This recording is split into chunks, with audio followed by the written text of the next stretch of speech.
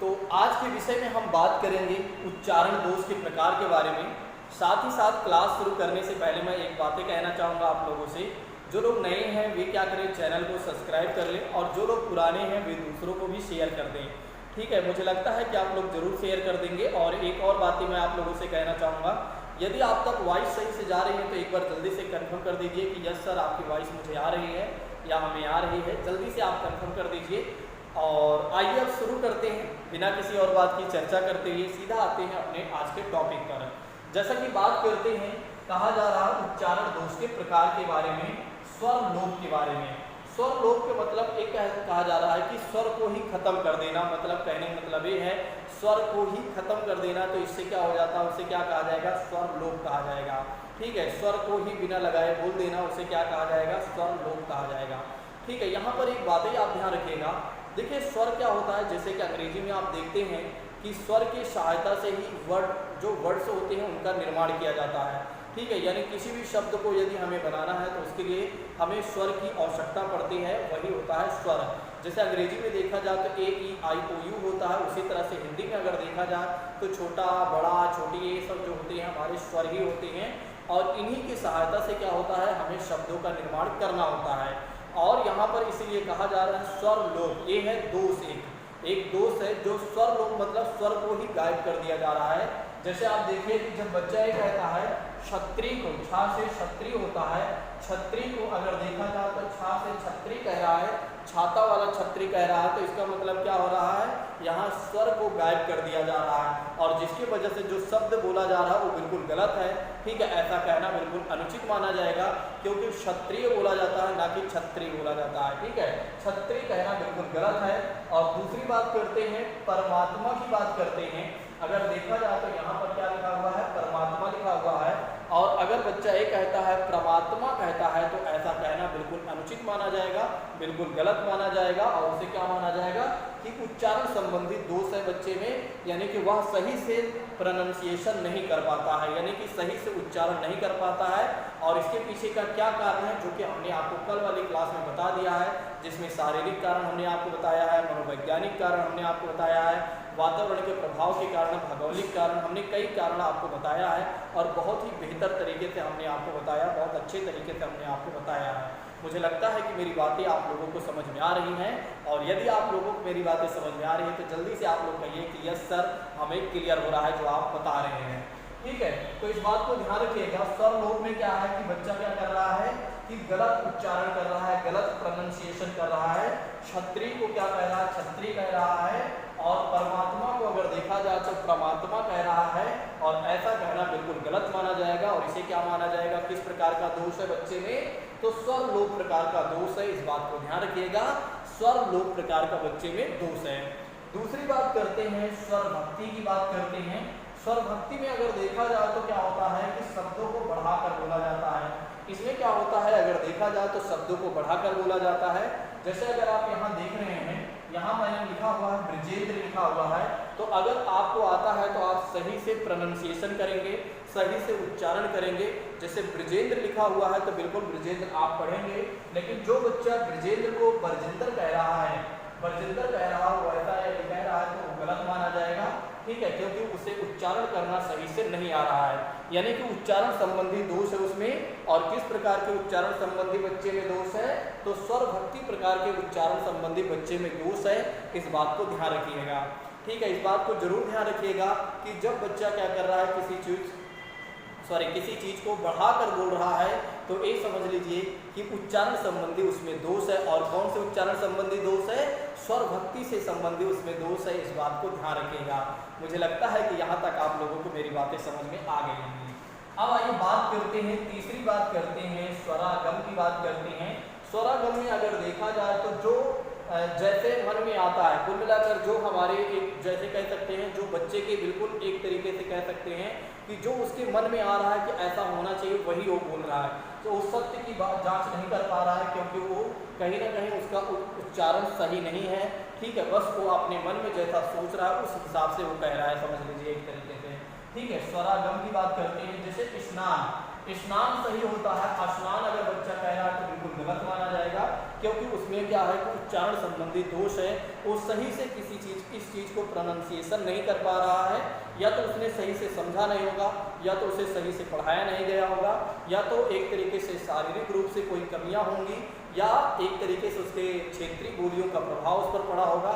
इसकी वजह से बच्चा क्या कर रहा है कि गलत प्रोनाउंसिएशन कर रहा है, गलत उच्चारण कर रहा है। इस बात को ध्यान रखिएगा, ठीक है। तो जैसे अगर आप देख रहे हैं स्वरागर में, आप देख रहे हैं बच्चा स्नान को स्नान बोल रहा है, और यहाँ पर अगर देखा जाए तो स्कूल आपने देखा होगा, लेकिन बच्चा क्या कर रहा है कि स्कूल लिख रहा है, यानी स्कूल बोल रहा है, ई लगा दे रहा है।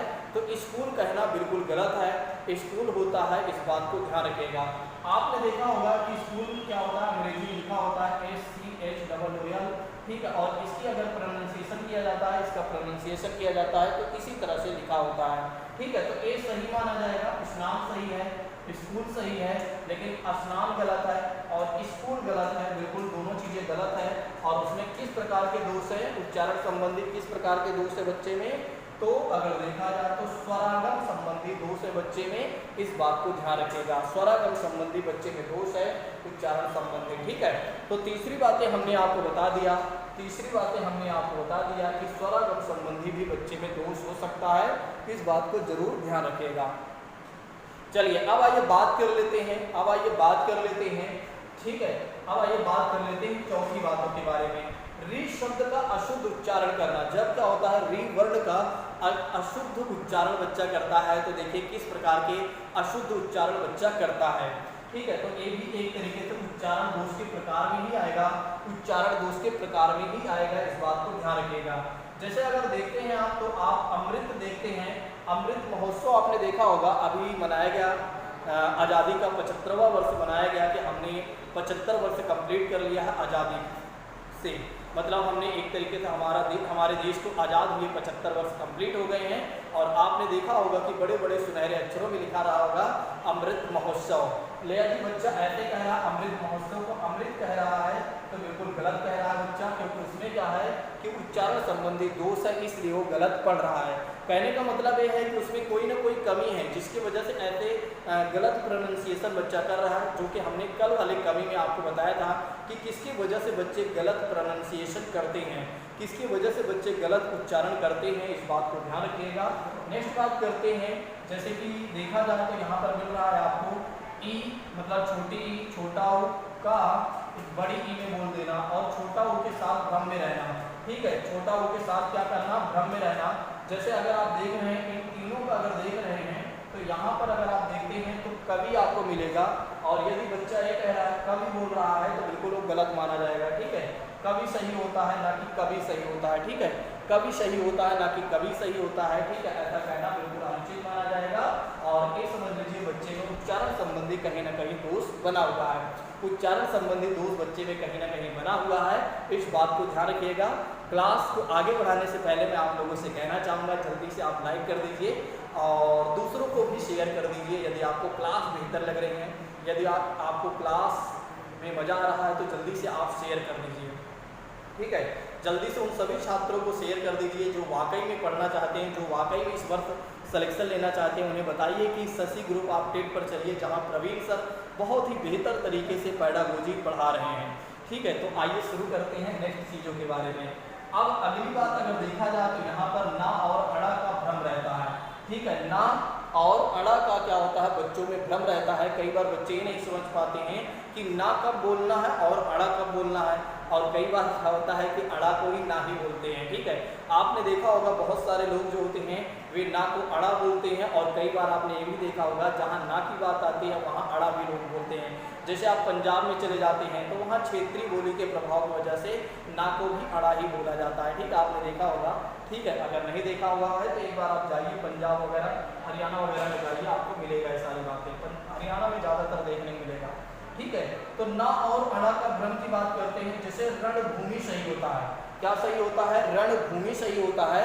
अगर बच्चा रणभूमि कह रहा है तो बिल्कुल वो गलत कह रहा है, क्योंकि उसे उच्चारण संबंधित दोष है। किस प्रकार का दोष है? तो उच्चारण संबंधी बच्चे में दोष है, इसलिए एक गलत माना जाएगा। इस बात को ध्यान रखिएगा। तो रण संबंधी, अगर रणभूमि को रणभूमि कहा जा रहा है तो बिल्कुल ये अनुचित माना जाएगा, बिल्कुल ये गलत माना जाएगा। इस बात को ध्यान रखिएगा। और किस प्रकार के बच्चे में दोष है? तो एक तरीके से अगर देखा जाए तो ना और अणा में वो भ्रमित है, वो भ्रमित है, केवल और केवल वो भ्रमित है, कुछ नहीं है। अगर आप चाहें तो इसका निवारण आप कर सकते हैं, ठीक है, हमने आपको बताया हुआ है एक तरीके से। इसमें अगर आप देख रहे हैं तो ये सभी निदान इसे आप मान सकते हैं, इसे आप निदानात्मक परीक्षण मान सकते हैं, क्योंकि आप आपको ये पता चल रहा है कि किस वजह से बच्चे एक तरीके से उच्चारण गलत कर रहे हैं, और इसके बाद इसका आप उपचार भी कर सकते हैं, उपचारात्मक प्रक्रिया भी आप अपना सकते हैं, ठीक है। तो इस बात को ध्यान रखिएगा। और नेक्स्ट देखा जाए तो अगले पॉइंट की बात करते हैं, तो छा से क्षत्रिय की बात करते हैं, और छा से बात करते हैं छाता की बात करते हैं। तो छा और छा में अगर देखा जाए तो कहीं ना कहीं बच्चा भ्रमित रहता है, तो ये भी उच्चारण संबंधी ही दोष में आएगा। जैसे कि अगर देखा जाए तो लक्ष्मण, अगर आपने देखा होगा लक्ष्मण ही कहा जाता है, आपने रामायण काल में देखा होगा कि भगवान श्री राम ने लक्ष्मण बोला होगा, ना कि लक्ष्मण बोला होगा, ठीक है। तो इसलिए आप यहाँ समझ सकते हैं कि लक्ष्मण विल बी राइट दोस्तों, और अगर देखा जाए तो लक्ष्मण जो होगा वो गलत माना जाएगा, ठीक है। तो जो लक्ष्मण होगा वो लक्ष्मण जो होगा वो सही होगा, और लक्ष्मण कहना बिल्कुल गलत है, यहाँ उच्चारण संबंधी दोष है, और वो भी भ्रम वाला आप ध्यान रखिएगा। इसमें केवल और केवल भ्रम है और कुछ नहीं है, उच्चारण संबंधी ही दोष है, लेकिन इसमें बच्चे को भ्रम है, वो ये नहीं समझ पा रहा है कि मैं यहाँ पर छा से क्षत्रिय बोलूँ या छा से छाता वाला बोलूँ। यहाँ पर बच्चा कहीं ना कहीं एक तरीके से भ्रम में है, इसकी वजह से वो त्रुटि कर रहा है। अगर आप चाहें, अगर आप एक टीचर होने के नाते अगर आप चाहें तो उसमें जो त्रुटियाँ हैं उसको आप दूर कर सकते हैं, ठीक है। तो जल्दी से आप लोग लाइक करते चलिए और दूसरों को शेयर भी करते चलिए। मैं डेफिनेटली कहता हूँ कि जो मैं आपको पढ़ा रहा हूँ उसके बाद आपका एक भी प्रश्न एग्जाम में गलत नहीं होगा। यदि आपने मन से और एक तरीके से इत्मीनान से पढ़ लिया, तो बार बार अगर आप क्लास को स्किप कर रहे हैं तो फिर ये मान के चलिए प्रश्न गलत होना बिल्कुल लाजमी है। आइए बात करते हैं नेक्स्ट चीज़ों के बारे में। अगला पॉइंट हमारा कह रहा है शा और खा में अंतर। षटकोण वाला खा में भी बच्चा क्या होता है, भ्रम में रहता है। तो अगर देखा जाए तो शा से सलजम की बात करते हैं, और षटकोण यानी खा की बात करते हैं, तो सा से अगर देखा जाए खा से खटकोण, ठीक है, या षटकोण आप कहते हैं, ठीक है। तो इसमें भी क्या होता है, बच्चा भ्रम में रहता है। जैसे कि बात करते हैं प्रकाश, प्रकाश आप देखते हैं तो ए वाला प्रकाश सही है, अगर बच्चा ऐसा वाला बोल रहा है तो बिल्कुल गलत माना जाएगा, क्योंकि उसमें अगर देखा जाए तो कहीं ना कहीं भ्रम है या उच्चारण संबंधी बच्चे में दोष है, इस बात को ध्यान रखिएगा, ठीक है। तो प्रकाश ए वाला सही होगा, ना कि ए वाला सही होगा, इस बात को ध्यान रखिएगा। ऐसा कहना बिल्कुल अनुचित माना जाएगा, ऐसा कहना बिल्कुल गलत माना जाएगा, या उच्चारण संबंधी बच्चे में दोष पाया जा रहा है। चलिए अब बात करते हैं नेक्स्ट चीज़ों के बारे में। अगर देखा जाए तो कहा जा रहा है वा और बा का में भ्रम का देखना। तो वा और बा में भी बच्चे में भ्रम रहता है। कई बार बच्चा वा और बा को अंतर नहीं कर पाता है, कब मुझे वा बोलना है, वा से वन बोलना है, और कब हमें बा से बकरी बोलना है। कई बार बच्चा इन चीज़ों को लेकर काफ़ी ज़्यादा कंफ्यूज होता है। तो फिर क्या होता है, वह उच्चारण संबंधी कहीं ना कहीं त्रुटि करता है, जो आपको पता चलता है कि बच्चा इस समय गलत बोल रहा है, ठीक है। तो यहाँ पर आप देख सकते हैं, यहाँ पर लिखा हुआ है वन लिखा हुआ है। अगर बच्चा वन बोल रहा है तो बिल्कुल गलत माना जाएगा। वन नाम का कोई शब्द नहीं होता है, जो कि आप पहले से ही जानते हैं।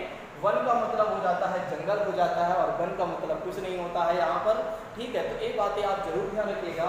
अगर बच्चा एक तरीके से वन को वन बोल रहा है तो वो गलत माना जाएगा, और उसमें क्या है कि कहीं ना कहीं वा और बा को लेकर भ्रम फैला हुआ है, यानी कि वो भ्रमित है बच्चा। अगर आप चाहें तो उसका उपचार आप कर सकते हैं, क्योंकि आप एक टीचर हैं। अब आइए बात करते हैं नेक्स्ट चीज़ों के बारे में, क्या कहा जा रहा है। तो दोस्तों अगर देखा जाए तो यहाँ पर डा और अड़ा, देखिए एक बात ध्यान रखिएगा, बहुत सारे लोग इन चीज़ों को लेकर काफ़ी कंफ्यूज होते हैं। देखिए ये जो होता है इसे डा बोला जाता है, और अगर हम इसी के बगल एक बिंदी बना देते हैं तो इसे का, खा, गा, घा, अंगा बोला जाता है, ठीक है। और अगर हम इसके नीचे बिंदी लगा देते हैं तो इसे अड़ा बोला जाता है, ठीक है। तो इसी वर्ड को अगर देखा जाए तो कई तरीकों से हम देख सकते हैं, ठीक है। फिर से समझिएगा इसको। देखिए अगर हम ऐसे कर देते हैं तो इसे डा बोला जाता है, और अगर हम इसके पास बिंदी लगा देते हैं तो इसे अंगा बोला जाता है, अगर हम यही बिंदी इसके नीचे लगा देते हैं तो इसे अड़ा बोला जाता है। ठीक है, तो इस बात को ध्यान रखिएगा। ठीक है, बहुत सारे लोग इसको गलत कर देते हैं। देखिए, इसको ध्यान रखिएगा, जब बच्चा डा और अणा में अंतर नहीं कर पाता है तब भी वो उच्चारण संबंधी कहीं ना कहीं गलतियां करता है। जैसा कि अगर देखा जाए तो गुड़ यहाँ पर लिखा हुआ है, गुड़ आपका वो वाला है। देखिए, गुड़ एक तो ये होता है जो आपकी क्वालिटी है, एक गुड़ ए है जो आप खाते हैं। तो यहाँ पर ए वाला गुड़ है जो खाने वाला गुड़ है, ठीक है, और ए वाला क्वालिटी वाला है। तो इसकी बात यहाँ पर नहीं की जा रही है, यहाँ पर की जा रही है खाने वाले गुड़ की बात की जा रही है। और यहाँ पर अगर बच्चा गुड़ को गुड़ कह रहा है तो फिर वो अंग्रेजी में हो जाएगा गुड। गुड गुड मतलब हो जाता है अच्छा। यहाँ पर अंग्रेजी की बात नहीं की जा रही, ध्यान रखिएगा, यहाँ पर अंग्रेजी की बात नहीं की जा रही, यहाँ पर हिंदी की बात की जा रही है दोस्तों। ठीक है, तो इसलिए यहाँ पर क्या है, एक तरीके से यहाँ पर गुड है, यहाँ पर क्या है, गुड है, और एक गलत माना जाएगा क्योंकि यहाँ पर हम जो पढ़ रहे हैं हम इससे संबंधित पढ़ रहे हैं, ना कि इसको पढ़ रहे हैं। ठीक है, तो गुड़ सही होगा ना कि गुड़ सही होगा, इस बात को ध्यान रखिएगा। अब नेक्स्ट देखा जाए तो कहा जा रहा है कि ढा और अड़ा का भ्रम होना। ढा से ढक्कन आप जानते हैं, और पा से, और ढा जो अड़ा है वो पढ़ाई वाला होता है। ठीक है, तो यहाँ पर आप देख सकते हैं, अगर बच्चा पढ़ाई बोल रहा है तो सही है, अगर बच्चा पढ़ाई को पढ़ाई बोल रहा है तो गलत है। कई बार आपने देखा होगा कुछ बच्चों ने इस तरह की तमाम गलतियां की होगी, पढ़ाई को पढ़ाई बोला होगा, तो आप समझ लीजिए कि बच्चे में उच्चारण संबंधी दोष है। बच्चे में किस प्रकार का दोष है, उच्चारण संबंधी बच्चे में दोष है, इस बात को ध्यान रखिएगा। अगर बच्चा इस तरह के शब्दों का इस्तेमाल कर रहा है, इस तरह की चीज़ों का उच्चारण कर रहा है, तो तुरंत उसे बताइए कि बेटा तुम गलत बोल रहे हो, बेटा तुम गलत बोल रहे हो। इसका सही मतलब क्या हो जाएगा, पढ़ाई हो जाएगा, ना कि पढ़ाई हो जाएगा। पढ़ाई को पढ़ाई बोला जाता है, ना कि पढ़ाई बोला जाता है, इस बात को ध्यान रखिएगा। पढ़ाई बोला जाता है, पढ़ाई सही होता है, पढ़ाई सही नहीं होता। पढ़ाई नाम का कोई शब्द नहीं होता है, हमारे डिक्शनरी में ऐसा कोई शब्द नहीं है। चलिए नेक्स्ट और लास्ट बातें देख लेते हैं, या और जा का भ्रम देख लेते हैं। या और जा का भ्रम देख लेते हैं, तो या और जा में अगर देखा जाए तो यमराज सही होता है, जो कि आप जानते हैं यमराज के बारे में। अगर बच्चा यमराज को जमराज बोल रहा है तो बिल्कुल वो बच्चा क्या है, भ्रमित है, वो बच्चा क्या है, भ्रमित है, इस बात को ध्यान रखिएगा। तो यमराज को जमराज बोलना बिल्कुल अनुचित माना जाएगा, इस बात को ध्यान रखिएगा।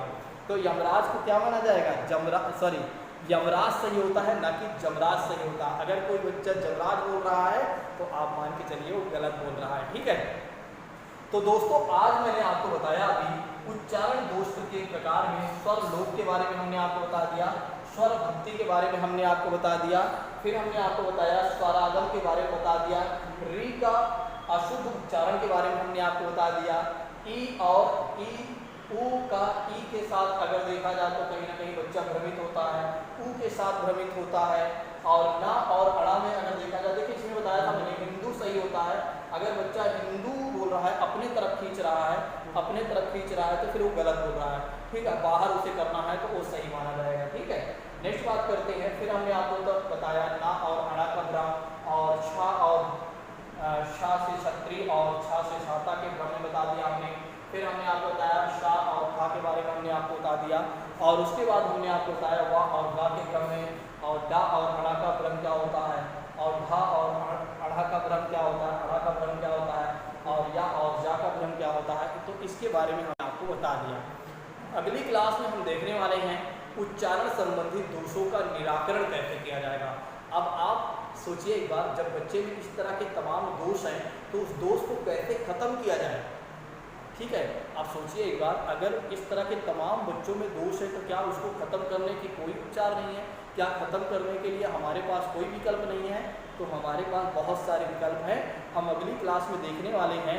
हम अगली क्लास में देखने वाले हैं कि जो उच्चारण संबंधी बच्चों में दोष है उसको कैसे खत्म किया जाए, क्या हमें प्रयास करना चाहिए, कौन कौन से हमें प्रयास अपनाना चाहिए, और जिसके वजह से बच्चे में जो उच्चारण संबंधी या बच्चों में जो उच्चारण संबंधी दोष है उसका निराकरण किया जा सके दोस्तों। तो आइए बात करते हैं अगली क्लास में।